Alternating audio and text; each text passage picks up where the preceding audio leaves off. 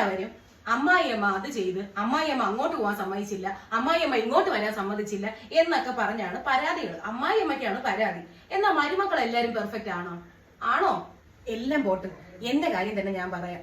ഞാൻ എല്ലാം വച്ചുണ്ടാക്കി അവളെ കാര്യങ്ങളെല്ലാം നോക്കി അവളെ ഞാൻ ഓഫീസിൽ വിടും, ചോറ് കെട്ടി കൊടുക്കും, എല്ലാം ഞാൻ ചെയ്യുമായിരുന്നു. ഞാൻ ചെയ്യാതിരുന്നതല്ല. ആ ചെയ്യുന്നതിന് അവളാണ് എന്നെ കുറ്റം പറയുന്നത്. അപ്പൊ അത് ആരുടെങ്കിലും പറഞ്ഞ ആർക്കെങ്കിലും വിശ്വാസം വരുമോ? ഇല്ല. അതിനും അമ്മായിയമ്മയ്ക്കാണ് പരാതി. അമ്മായിയമ്മയുടെ സൈഡ് ആരും നോക്കൂല.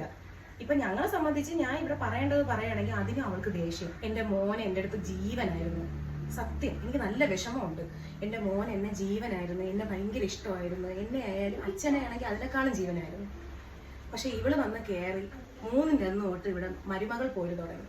അടിയായി, വഴക്കായി, ബഹളമായി. നമ്മൾ എന്ത് ചെയ്താലും കുറ്റം. ഞാൻ മീൻകറി എന്റെ രീതിയിൽ വയ്ക്കണമെങ്കിൽ അവൾക്ക് അത് പറ്റത്തില്ല എന്ന് പറഞ്ഞാൽ അത് ദേഷ്യം. അങ്ങനെയൊക്കെ കാണിച്ച് ഇവിടെ ഞങ്ങൾ പിന്നെ അവളുമായിട്ടാണ് അഡ്ജസ്റ്റ് ചെയ്ത് പോകുന്നത്.